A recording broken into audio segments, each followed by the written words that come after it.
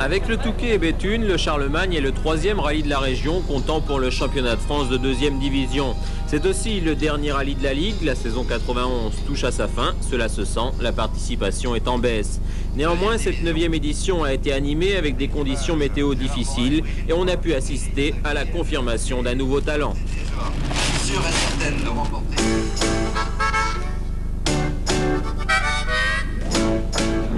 63 autos au départ sur l'espace Culfort à Maubeuge, c'est peu, mais les deux principaux animateurs du championnat 91 sont au rendez-vous. Pour eux, le Charlemagne est une date importante, le titre n'est pas encore attribué. En tête, à 2 manches de la fin de la saison, l'Auvergnat Gérard Morin et sa Syracuse Force. Au Jeanne d'Arc, on gagne le groupe, c'est ce qui nous fait prendre l'avantage au championnat avec 2 points d'avance. J'espère rentrer le groupe. Si je rentre le groupe, ça sera une possibilité pour gagner le titre. 2e division. Principal adversaire de Morin, 2e du championnat, le réunionnais Sabir Ghani, sa BMW M3. Ghani doit absolument gagner le maximum de points dans le Nord pour garder ses chances. On est condamné à aller chercher 20 points parce que Gérard Morin il est 2 points devant nous, donc on est très serré au classement du championnat. Par contre, c'est un rallye qui est très belle, spécial, mais ce qui est regrettable, c'est que c'est la période des betteraves. Il y a beaucoup de boue, beaucoup de tracteurs et les plaques de boue se déplacent. Donc c'est pas évident, quoi. En phase 2, comme à Béthune, Morin et Ghani retrouvent José Barbara et sa Porsche 911. 5 fois victorieux cette saison, le champion de Ligue est encore le grand favori de l'épreuve, mais lui aussi craint les routes de l'Avesnois. Il y a beaucoup de boue avec tout ce qui a tombé cette nuit. C'est pas évident, mais bon, on va toujours essayer de faire un bon temps dans le prologue. Et puis, on verra après. Ce terrain difficile est l'occasion rêvée pour les petites cylindrées de s'exprimer, en particulier la Renault 1916 soupape de Philippe Vernier, le facétieux vainqueur du groupe A au rallye de Picardie. On vient de faire un passage, c'est pas évident du tout. Les parties sèches et les parties boueuses, et je crois qu'on se tape tous pour savoir ce que l'on va mettre comme pneu, parce que c'est ni du pluie, ni du slick, c'est entre le mix et le slick adhérisé, vraiment on ne sait pas quoi faire. Et c'est vrai que bon, pour nous c'est un avantage, mais il ne faut pas que ça devienne comme au géant, une possibilité de se mettre sur le toit, il faut quand même se méfier. Vernier retrouve sur son chemin 2 autres Renault, la 21 Turbo Groupe A du Normand Michel Ratz, l'auto comme le pilote sont en progrès constant, et la Clio 16S Groupe A d'Yves Sarrazin, une auto qui avait effectué des débuts prometteurs au rallye de Béthune avant de connaître une violente sortie de route. Un accident dont Yves Sarrazin n'a pratiquement plus de séquelles. On a presque l'impression, en les voyant arriver devant nous. Je soigne un peu ma main, là je suis en kiné, mais tout va bien, je veux dire. Ça me permet de conduire l'auto quand même. Donc là, le principal, je vous dis, dans la tête, c'est d'être à l'arrivée, justement pour faire plaisir, surtout pour honorer les sponsors, et notamment l'usine MCA, qui a tout fait pour qu'on soit au départ ici. Donc ça c'est fantastique, et je veux absolument leur rendre l'ascenseur, leur renvoyer l'ascenseur, et être à l'arrivée. À classer également parmi les animateurs potentiels, les R5 GT de Wolfley, Blondeau et Foutré et les 8 Clio, les groupes N de la Coupe Chronosport.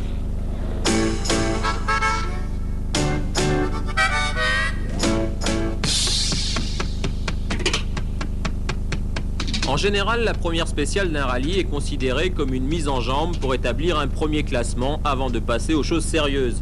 Ici, c'est le contraire, le premier chrono est carrément un des plus longs et un des plus durs du rallye. Une spéciale de 24 km 600, bourrée de pièges et de difficultés où les écarts vont se creuser. Une entrée en matière corsée où certains vont devoir abandonner tout espoir de bien figurer.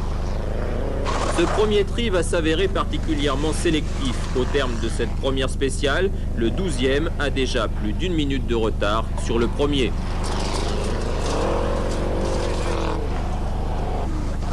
Un premier qui n'est pas vraiment une surprise puisqu'il s'agit de José Barbara. Barbara, fidèle à sa tactique habituelle, essaie de creuser l'écart dès le départ. Il relègue à 10 secondes un surprenant Michel Ratz, d'autant plus surprenant qu'à l'arrivée, Ratz est le premier surpris du temps qu'il vient de réaliser.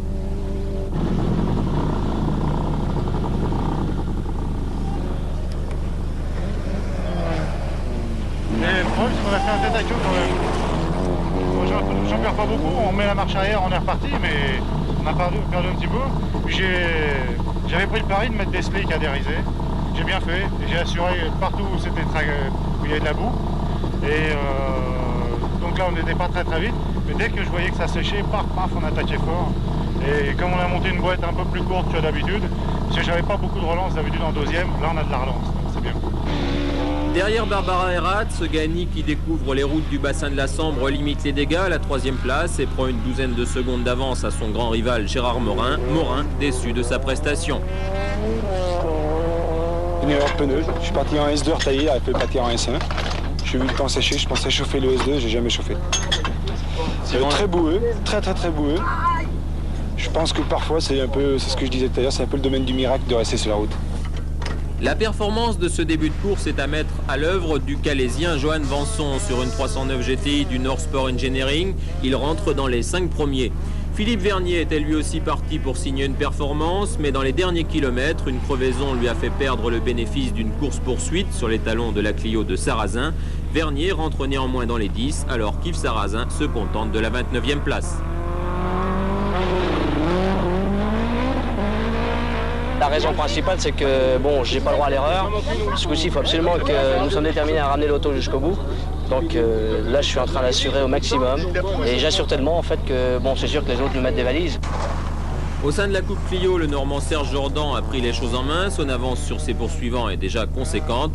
Enfin, initiative toujours sympathique, celle du Bourdon Racing. Les 2 4L en course ne sont pas les dernières, respectivement 53 et 56e.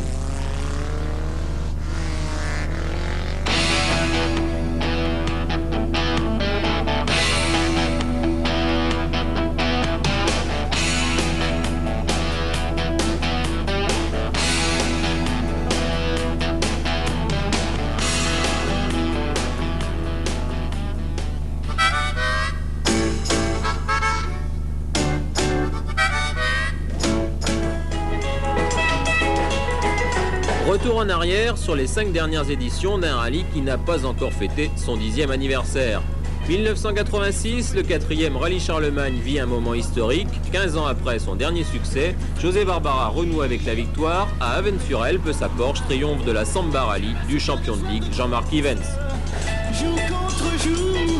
1987, autre moment historique, le Charlemagne est en 2e div, 5 ans après sa création. Cette année-là, Philippe Vernier et sa Héronce Turbo sont intouchables. Vernier l'emporte devant l'Opel Manta du Belge José Larep. 1988, un accident mortel endeuille l'épreuve et on assiste à un duel indécis entre la Sierra de Tasso et la M3 de Krugère. Tellement indécis qu'ils termineront ex-aequo. Tasso sera déclaré vainqueur à l'aide du règlement. 1989, Krugère n'a décidément pas de chance, il domine les 3 quarts de l'épreuve et casse son embrayage à 3 spéciales de la fin. Victoire de Fabien Hohenlen qui gagne par la même occasion sa place chez Peugeot en championnat de France. 1990, domination sans partage des BMW M3 de l'équipe Silti Sport. Hazard l'emporte devant Macias, il est enchanté par le Charlemagne. Je tiens à souligner que c'est vraiment un très beau rallye, très beau rallye.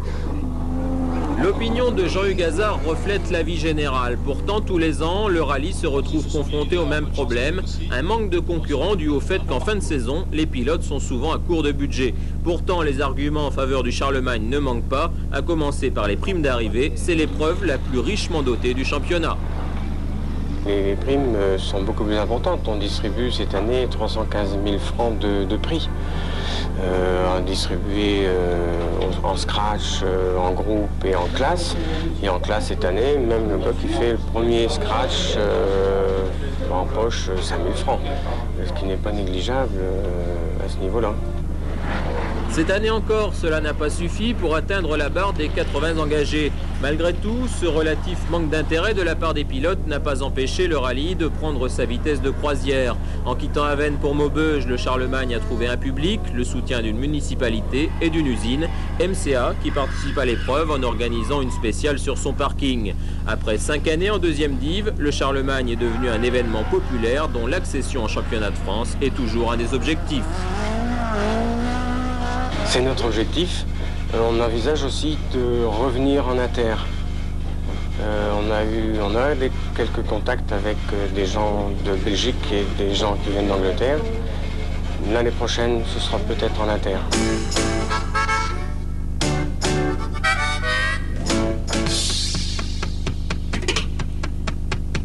L'étape du samedi après-midi reprend 2 classiques du Charlemagne, les spéciales de Beaufort et Sollerine, dont le kilométrage a été porté respectivement à 26 et 15 km. C'est José Barbara qui repart en tête, mais c'est Sabir Ghani qui passe à l'attaque. En l'espace de 2 spéciales, la BMW revient à 8 secondes de la Porsche, mais les efforts de Ghani sont réduits à néant par sa propre assistance. En voulant modifier les réglages du train arrière, elle le fait pointer en retard. Il écope d'1 minute de pénalité et chute à la 4e place, juste derrière la Sierra de Morin. Tout est à refaire, ce n'est que partie remise. Ghani n'est pas le seul à prendre des pénalités. Les Renault de Sarrazin et Vernier, retardés par la circulation dans Maubeuge, écopent chacune de 30 secondes, ce qui n'empêche pas Vernier, survolté, de remonter à la 6e place. Quant à Vanson, il perd 1 minute, mais cette fois c'est dans un fossé que la 309 prend du retard. À la fin de la première boucle, Barbara est toujours en tête devant Michel Ratz, mais la remontée de Ghani lui a servi d'avertissement. S'il faut aller plus vite, on ira plus vite, mais pour l'instant, je préfère garder une petite marge de sécurité. Pour l'instant, c'est pas la grosse attaque, hein? Non, pas encore.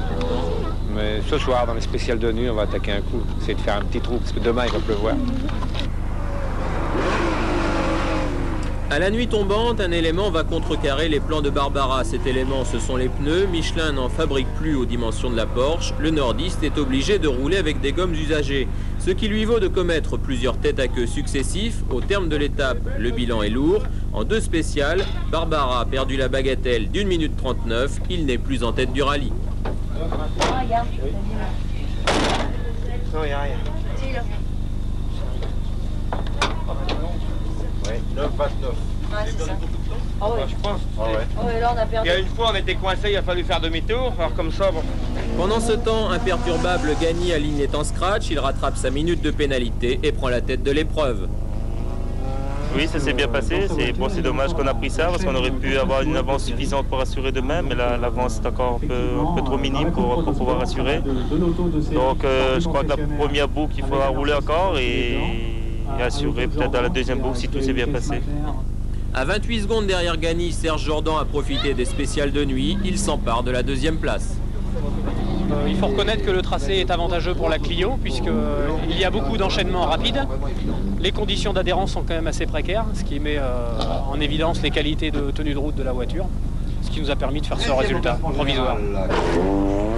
2 deuxièmes temps scratch permettent au leader de la Coupe Renault de s'installer en tête du groupe N devant Morin, handicapé par le manque de reconnaissance. Morin a perdu un peu de terrain, Vernier lui en a perdu beaucoup. La R19 sort de la dernière spéciale de la soirée avec 4 minutes de retard.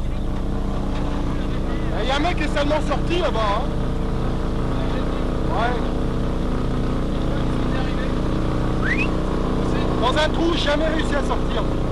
On a tout essayé. Alors si tu veux, la voiture était comme ça, donc il a fallu d'abord bouger le cul, la reculer et après seulement on l'a sortie. Relégué à la 15e place après cette mésaventure, le Douaisien a perdu toutes ses chances de bien figurer.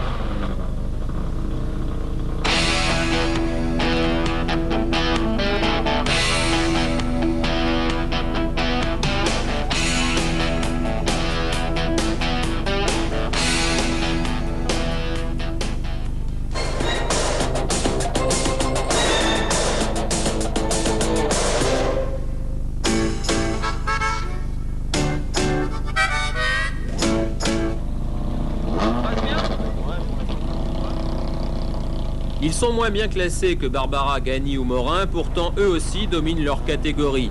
Celle de Jean-Louis Dupuis, c'est la classe 1600 cm3 du groupe A, une classe que le pilote lillois a remportée à chaque sortie, 9 fois depuis le début de l'année. Notre but premier, c'est un peu ça cette année plus que la classe, c'est de rentrer dans les points le plus possible au groupe et puis se faire remarquer d'une façon ou d'une autre, que ce soit en faisant du spectacle ou autre chose, pour trouver un petit peu d'argent, pour tenter d'avoir une plus grosse auto. La classe A8, Dupuis et sa 205 GTI la dominent souvent faute d'adversaire. C'était le cas ce week-end, il était le seul partant. Il termine néanmoins 14e scratch et 4e du groupe A, après avoir réalisé un 6e temps à égalité avec la Sierra de Morin. La classe N2, elle, est un peu plus fréquentée. À Maubeuge, ils étaient 5 au départ, dont le Parisien Patrick Dossi. Depuis le début de la saison, il écume les épreuves nordistes avec sa 205 Rallye. C'est animé quand même. Donc moi j'ai toujours tendance à partir derrière, je suis jamais bon au début. Ouais. Et après je remonte. Je vais plus vite quand je suis derrière. Là, c'est en tête, c'est moins... Ouais, je suis moins bien. Là, aujourd'hui, ça va? Ouais, j'ai 2 minutes d'avance par là. On va faire de bêtises, quoi. Au Charlemagne, Patrick Dossier a remporté sa 6e victoire de classe de la saison. Pour quelqu'un qui avait arrêté de courir pendant 2 ans, on ne peut pas dire qu'il ait vraiment perdu la main. Michel L'Hotellerie non plus n'a rien perdu de ses qualités habituelles, même si à Maubeuge il n'a pas remporté la classe N4 pour la 6e fois de l'année. Le pilote valenciennois vient de réaliser une belle saison, la 10e au volant d'une Peugeot, mais la première avec une 309 GTI. Il y a 10 ans, j'ai démarré avec une Rallye 2, j'ai continué par une Samba, par une 205 1600, une 205 1900 et malgré tout avec la 309, c'était l'occasion d'avoir une voiture un petit peu plus puissante. Bon, le problème en étant toujours celui des moyens.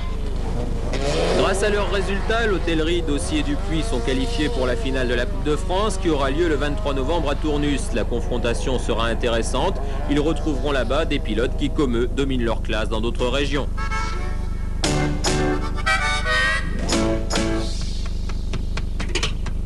Cette dernière étape se déroule en grande partie au sud d'Avesnes-sur-Helpe où les concurrents retrouvent les traditionnelles spéciales de Rinsart et d'Étreint, mais auparavant direction l'usine MCA, au petit jour, pour une première spéciale qui a peu d'influence sur le classement général tant les écarts sont faibles, mais qui permet aux habitants de Maubeuge d'assister au rallye sans se déplacer. Sur ce premier tronçon, Sabir Ghani montre qu'il entend garder sa première place en signant le premier scratch de la journée. Sur l'Avesnois, la pluie s'est mise à tomber, rendant les routes encore plus glissantes que la veille. C'est un temps idéal pour les Renault. À Rinsart, la R19 de Vernier devance la 21 de Ratz et la Clio de Jordan. À Étreint, Vernier récidive, meilleur temps avec 18 secondes de mieux que Barbara. Sans sa sortie de route de la veille, le Douaisien pouvait se battre pour la victoire.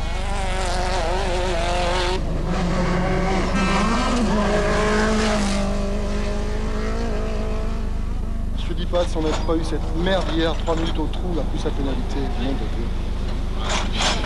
Ça glisse beaucoup là? Non, enfin pour moi ça glisse pas.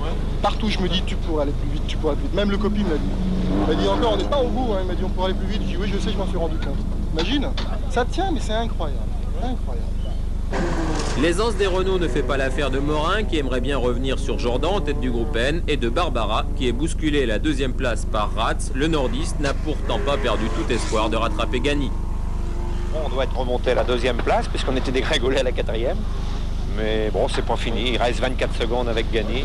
Vous gardez toujours espoir de reprendre la première place? Ben, je ne m'avoue jamais vaincu. Hein. Même quand c'est fini, j'y crois encore. Alors donc j'attaquerai jusqu'au bout. Jusqu'au bout. Juste derrière les leaders, la bagarre continue également pour les places d'honneur. Chez les R5 GT, Blondeau perd un peu de son avance sur Wolfley, mais conserve l'avantage. Alors que du côté des 309, Vanson continue son festival et réussit à décrocher l'hôtellerie à la 6e place.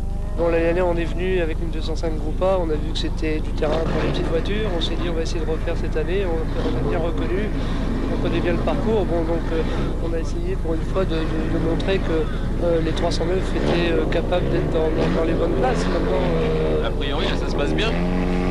Ça se passe bien, oui, on a fait quelques bons temps cette nuit, bon là on a un peu régressé parce que j'ai eu des problèmes de santé, mais bon là ça va très bien maintenant, il faut rentrer. À mi-étape, Ghani est toujours en tête, mais la BM va rester immobilisée de longues minutes sur la place de Cartigny. L'échangeur d'huile est cassé, Sabir Ghani garde le sourire, mais a du mal à cacher son inquiétude. Son assistance réussit à effectuer une réparation de fortune. Il repart pour les 3 dernières spéciales, mais prudent, à MCA, il laisse José Barbara et Yves Sarrazin se partager le temps scratch. La réparation a l'air de tenir le coup, il le faut, car derrière, Barbara est revenue à 20 secondes et est de plus en plus menacée par Michel Ratz, qui réussit le meilleur temps dans Rinsart. Une spéciale qui sera fatale à Philippe Vernier. Le Douaisien et sa Renault 19 sortent à nouveau de la route, cette fois définitivement. Dans le dernier chrono, Barbara tente le tout pour le tout, la Porsche fait le scratch et décroche la 2e place, à défaut de la victoire finale qui revient pour 20 secondes à Sabir Ghani. Il était temps que le rallye se termine. Oui, on a eu un radiateur d'huile qui a lâché. On était obligé de brancher le radiateur en direct, ce qui fait que, on branchait les durites en direct. C'est que le radiateur ne marchant plus, l'huile était obligée de chauffer un peu plus que d'habitude. On a pris 150 degrés d'huile en spécial alors que la limite est 130. Le moteur a tenu, je suis vraiment content. Derrière Gagny et Barbara, Michel Ratz est pleinement satisfait. Troisième, c'est le meilleur résultat de la R21 Turbo Groupe A. C'était assez dur, mais finalement c'est une voiture assez facile à conduire sous la pluie. Et je suis content, c'est que dans l'avant-dernière spéciale, je fais le scratch, et c'est mon premier scratch. Et en plus c'est sous la pluie, mais je suis aujourd'hui super content, quoi. Quatrième, Serge Jordan, le Normand qui a levé le pied sur la fin pour ne pas prendre de risques et être sûr d'aller au rallye du Var, remporte le groupe N, aux grandes dames de Gérard Morin qui doit se contenter de la 5e place. Je suis très content d'être à l'arrivée. Bon, c'est un terrain, je pense, qui est avantageux au Clio. J'ai essayé de limiter les dégâts au maximum, mais j'aurais pas pu aller plus vite. Je ne pouvais pas aller plus vite. Ou alors prendre des risques, sortir l'auto. Sur le podium, il a fallu... Gagny vainqueur, Morin 5e, le championnat de 2e division est relancé. Pour Gagny, cette victoire, la première de la saison, tombe à pic. Il reprend la tête du championnat avec 6 points d'avance sur Morin. Il faudra attendre le dernier rallye de la saison, le rallye de Lyon, pour connaître le champion 91.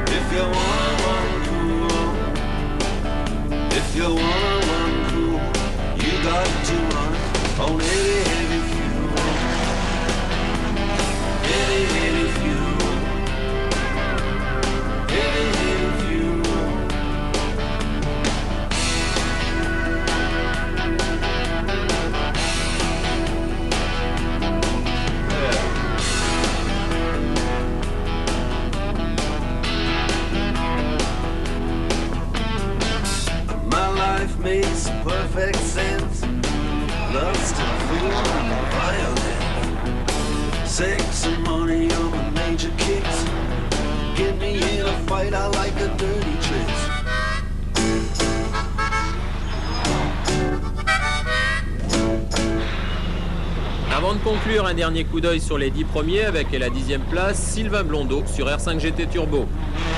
9e, Marcel Patrois sur 16 soupapes. 8e, Patrick Groeux sur Clio 16 soupapes. 7e, Michel Lotellerie sur 309 GTI 16 soupapes. 7e, Johan Vanson sur 309 GTI 16 soupapes également. 5e, Gérard Morin sur Syracuse Force. 4e et premier du groupe N, Serge Jordan sur Clio 16 soupapes. 3e, Michel Ratz sur R21 Turbo. 2e et premier du groupe F, José Barbara sur Porsche 911. Et premier du groupe A, vainqueur du 9e rallye Charlemagne, Sabir Ghani sur BMW M3.